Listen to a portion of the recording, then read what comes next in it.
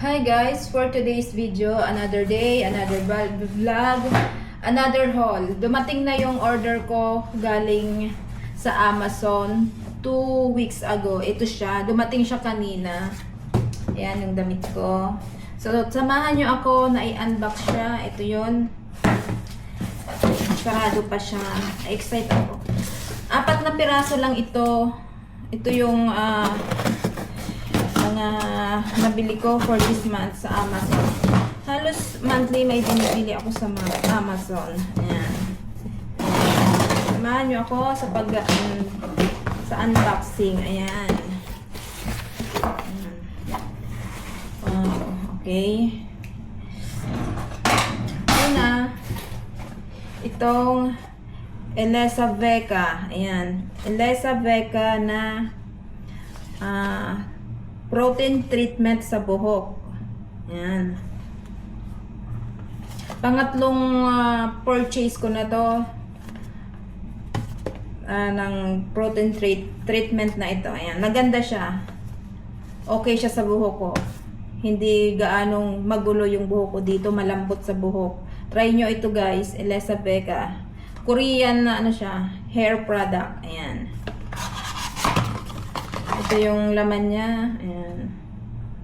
Sear 100 Collagen Ceramide Coating Protein Treatment. Kasi hindi na nga ako nagpapa-treatment ng buhok, hindi na ako nagpapa-reband, nag-stay na akong kulot. Dati, lagi akong nakapa-reband, pero ngayon, wala. Pinahaba ko na siya ng kulot. And next, itong Chubaki. Medyo, first purchase ko siya. Dati yung Fino, kung alam nyo yung Fino, ito yung yun yung dati kong binibili. Nakatatlong tab din ako ng Fino. And then, try ko ito. First time ko. Tamang-tama, naubos na kanina yung, yung Fino. And then, ito, dumating na siya ngayon. Ilang grams ba ito? 180 grams. Ayan. Lahat ito sa Amazon ko binili. Japanese product naman ito. And then, next, ito, Atola. Kasi, yung mga nabili ko, kung nanonood kayo ng mga video, kung may mga video ako na binili galing sa Timo, kaso sadly hindi siya nag-work. So, I need to bumili talaga ng mag-work kasi yung mga nung iPhone ko, yung mga files puno na, ita-transfer ko siya sa aking external storage. Ngayon, kulang yung hindi ako basta-basta makabili, walang basta-basta nagmamatim doon sa iPhone. Then may nakita akong tutorial sa YouTube na ginamitan niya ng ganito. So bumili din ako. Sabi niya sa Amazon niya yun nabili, kaya bumili din ako sa Amazon. Naghanap talaga ako itong Atola USB 3.0 hub. Sana mag-work talaga siya doon sa aking iPhone. Ayan, para ma-transfer ko na lahat yung mga mga files ko. Ayan. Gagawin ko siya ngayon. Ito try ko. And last, ito. Insta360 Invisible Selfie Stick plus Tripod. Ayan. Kasi yung camera ko, yung Insta360 camera ko, wala pa. Pinatong ko lang siya dito sa pantry. Ayan. Dito sa tiles.